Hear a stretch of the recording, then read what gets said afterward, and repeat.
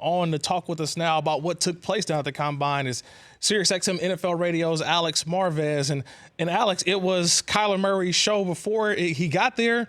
He weighed in. He got his height at 5'10" and an eighth. He didn't participate in the on-field drills, but yet it's still been the Kyler Murray show, even though he didn't actually put on a show.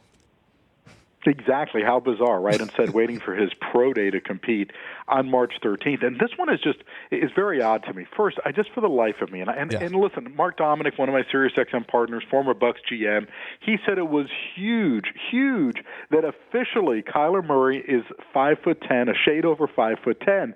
So if he was 5'9" and 7/8, does he become chopped liver? 5'9" and 15/16.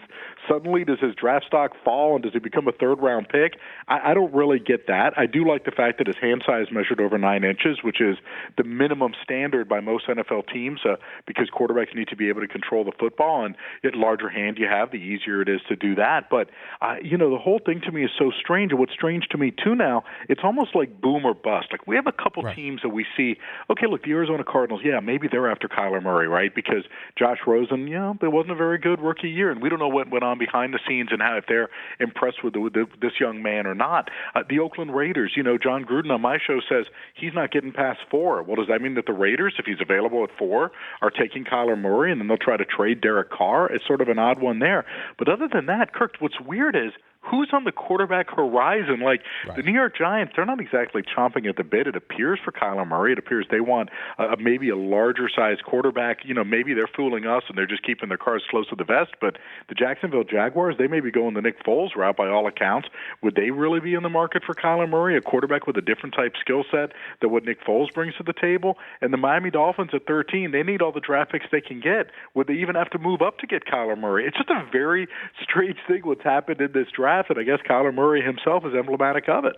Alex, one of the questions that you can always present when you try to look at where Kyler Murray is you kind of try to compare him to last year's first round crop of quarterbacks, whether it was Baker Mayfield, Sam Darnold, Josh Allen, Josh Rosen, or Lamar Jackson. If those quarterbacks were in this draft, or if Kyler Murray was available in last year's draft, where would Kyler Murray fall, in your opinion, with those quarterbacks? Oh, it's such a tough question, and I'm not trying to dodge it, but I'll tell you why. We had no body of Kyler Murray, no body of work. I mean, the only thing we could do is compare him to the guy he replaced at Oklahoma, Baker Mayfield, right? And there was no drop-off there at OU. They got to the college championship game. The guy won the Heisman Trophy. He was absolutely brilliant. And all the talk about height, well, Baker Mayfield just proved that he's over 6 feet tall, but Kyler Murray only had 5 passes batted down the entire season, and he threw a whole heck of a lot, including a lot of passes from the pocket. If there's any, and listen, these other guys coming in, I think the one team that may have buyer's remorse, the Arizona Cardinals. And, when you talk about coming up with a plan for your quarterback and to try to develop one, the Cardinals failed miserably. From their decision, whether it was Steve Wilkes convincing them that he could develop a quarterback and then having Mike McCoy as his offensive coordinator, then firing McCoy just a month into the season and putting in Byron Leftwich, whose offense didn't exactly bring out the best in Josh Rosen either, to failing to surround him with quality skill position people or a good offensive line. See, I don't know if Josh Rosen is any good or not, but I will tell you, out of all those other, I don't think any other team is saying, wow, we really regret drafting our quarterback from 2018, except potentially the Arizona Cardinals. But I do want to say this as well. If you're the Cardinals, why not keep the rumors out there as far as your interest in Kyler Murray? If you think you can move down from the number 1 pick, accumulate draft selections, which the Cardinals have a roster that has a lot of holes to be filled, and you feel you could still get a quality defensive lineman in a draft that's rich in them if you don't drop down too far, then I think that it makes sense to play this game out a little bit and not, and say what you will and try to give Josh Rosen enough of a public vote of confidence moving ahead that he should feel good about himself, but still trying to stir up that talk that, wow, the Cardinals may really take this guy. If we want Kyler Murray, we better be able to give up some draft equity to go get him. Alex Marvez of SiriusXM NFL Radio joining the Rich Eisen show. Kirk Morrison filling in for Rich. But the other quarterback, Dwayne Haskins, did go out and he did perform at the Combine. Now, we know he is not a runner. When you look at that time, he had a sub 40-yard dash. So we know he's not a runner, but he's a pure pocket passer. Did Dwayne Haskins hurt or help himself at this Combine? It'll be interesting to see him run at his pro day because the media narrative out there from NFL Network was that he had suffered leg cramps. Right. And he was cramping, and that led to, the 40 time that was, from a sundial.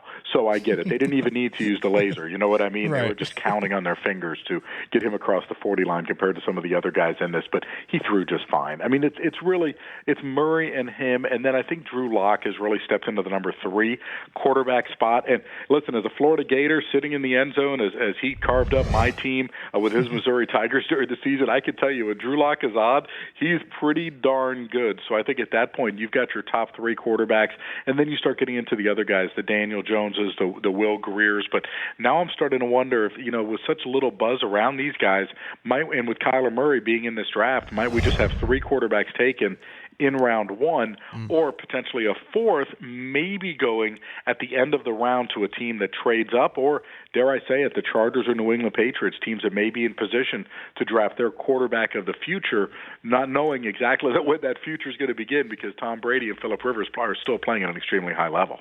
Alex, last week listening to your work in terms of listening to the interviews you did with a bunch of the players, was there anybody that kind of stuck out, a guy that kind of really impressed you, whether it's his interview skills or just a guy that you, for the first time meeting, you're like, wow, I got to draft this kid? Oh, man, that's a danger, right? Because you fall in love with the interview, and so listen, I mean, sometimes kids can talk themselves out of something. You know what I mean? But these young men are trained. I'll be honest. They look at you. Listen, Dexter Williams, you like to know that he's in a good place in his life right now. The kid from Notre Dame who served a 4-game suspension last year on a marijuana-related thing, and then he comes back and he's gangbusters for Notre Dame, 12 touchdowns. His mom has a terminal disease, and she's living with him, and you'll pull for people like that. You know what I mean? So that young man you feel for. Eric McCoy, the center from Texas A&M, wow. You're talking about a combination of having a great center's body, if you know what I mean, very compact and squat, former shot put guy back in high school, and his ability, he said that his vision grew during his time at Texas A&M as far as calling out protections and things.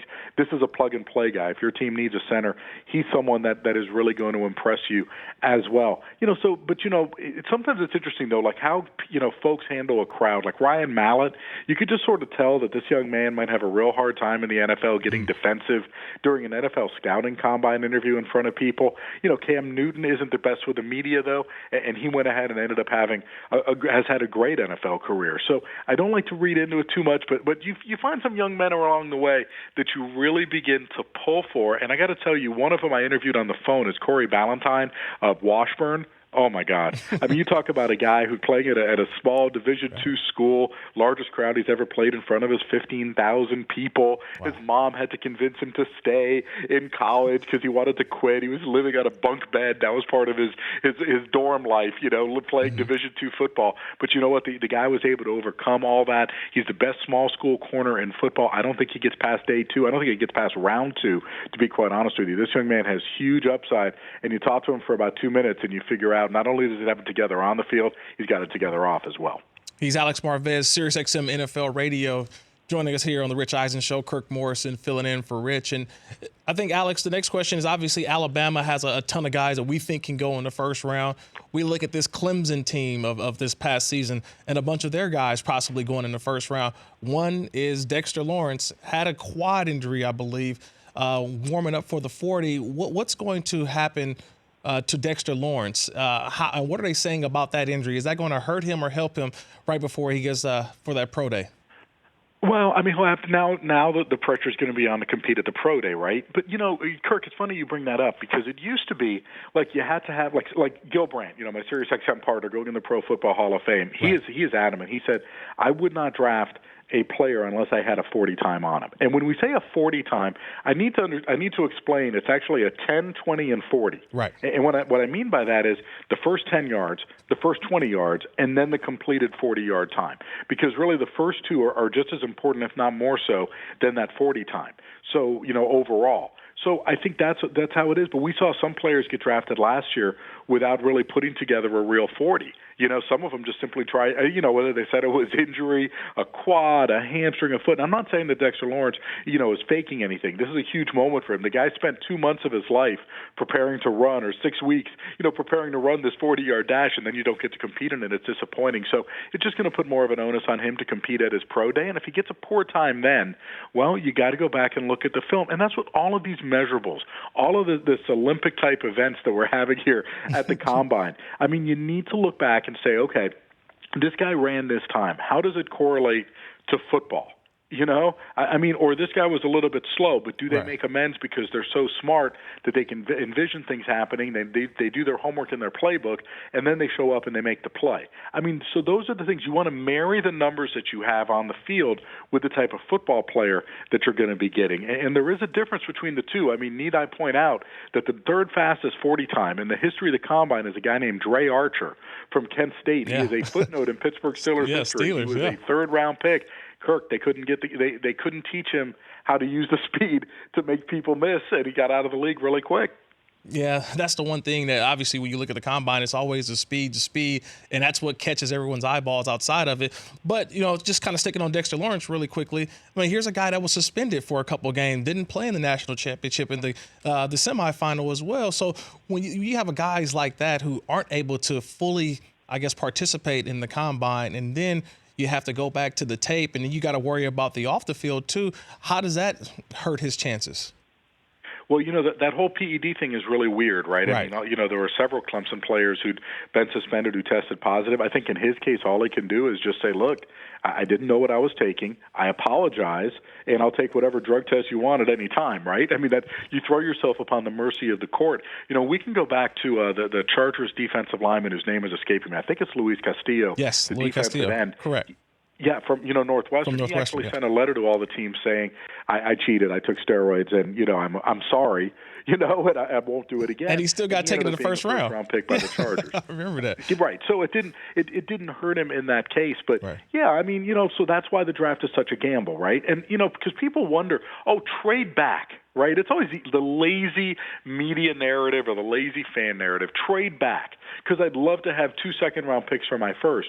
But you have to realize that the odds of getting it right in the second round are far less, good for you than it is if you draft in the first round. Most teams, and even though we have 32 picks in round one, there aren't 32 first-round caliber players in every draft. No, usually there's about 17 or 18, and then you start to get into tiering, Tiering, where it might be you have guys from 18 to 20 to 45 that you all have second-round grades on. It'll be beauty in the eye of the beholder of where the teams are drafting. The higher you pick, the greater your chances of success. This is how it works in the NFL draft. That's why players like Dexter Lawrence, sometimes they're boom or bust, right? If you want to invest a high pick in a guy that you just don't feel necessarily comfortable with, or you make a bad talent assessment, or there's more issues that pop up later, well, then shame on you, right? Absolutely. A couple more minutes here with Alex Marvez of SiriusXM NFL Radio. Alex, obviously the LeBron's The Shop was on the other night on HBO, and obviously we had some candid words in terms of Antonio Brown talking about his situation in Pittsburgh. Alex, how is this going to play out? Obviously we know March 17th, the Steelers have a decision. Do they pay him that roster bonus? So what's going to happen? What do you think? How does this thing end? Let's go back to the 1970s, before Antonio Brown was even an apple in his parents' eye, okay? Right. And the Pittsburgh Steelers have been known to never blink when it comes to these types of situations. This is the team that traded Franco O'Harris over a contract dispute. Franco ended his career in Seattle. They butted heads with so many different people about pay, and they have never bent. Right? This is just how the Steelers are. So I go back, who's there? Art Rooney II running the team. He knows what his grandfather did. He knows how his dad handled all this. So now we get into this game of chicken with Antonio Brown, right? Because for the Pittsburgh Steelers, they control everything. This isn't like Le'Veon Bell in terms of, okay, if Le'Veon doesn't show up, all they can do is hope that he signs. In Antonio Brown's case, if he doesn't show up for training camp, they just start going after money. They start filing paperwork in court. And they say, listen, this guy, we paid him this money. He needs to show up because this is part of the rules of the collective bargaining agreement. But Antonio Brown, I think, is trying to make himself enough of a nuisance that, he may even in his mind be thinking, I don't want to be traded. I want to be released. And I'm gonna say as much obnoxious stuff as I can to try to get the Pittsburgh Steelers to get rid of me. Oh, and if they want to pay me $2.5 million to still be on the roster by March 17th, that is fine. But I want to be able to sign with my own team. And I want to be able to make my own moves instead of maybe being shipped off to a team where he doesn't want to be. I mean, if you're Antonio Brown, do you want to go to the Washington Redskins? I mean, Colt McCoy is your starting quarterback right now. How much does that excite you? You want to go out to the Raiders?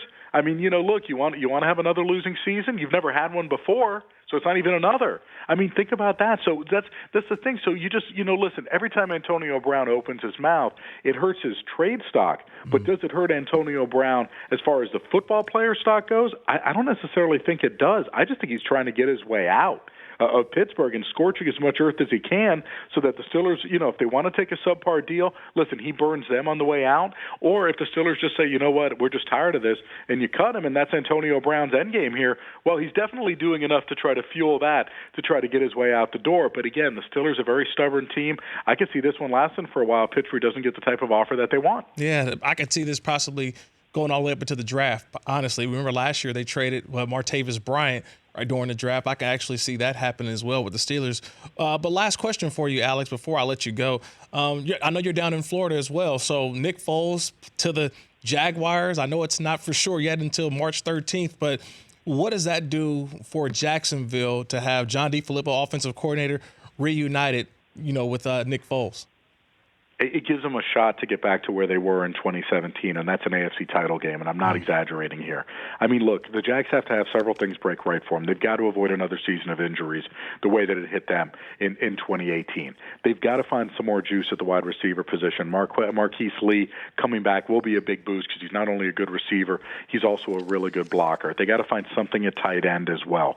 And you got to make the defense, start to get those impact-type plays again. They were a very good defense last year. They're just not great. They weren't doing the types of things that, affecting the quarterback that they had in the past. And you saw a little bit of a dip from Jalen Ramsey, for example, in that regard. So, but the talent is still there on defense. And I think Nick Foles being that galvanizing guy in the locker room, someone that has been there and done that, has won a Super Bowl as a starting quarterback, and is anxious to show too. I'm sure, look, that he can lead his own team to the promised land, so to speak. And working with John DeFilippo as quarterback's coach from the Eagles in an offense that he's going to know inside and out, and having Leonard Fournette in the backfield behind him, and hopefully a happy Leonard Fournette, hopefully a thin or at least svelte Leonard Fournette behind him in the backfield, working with his new running backs coach, Terry Robisky.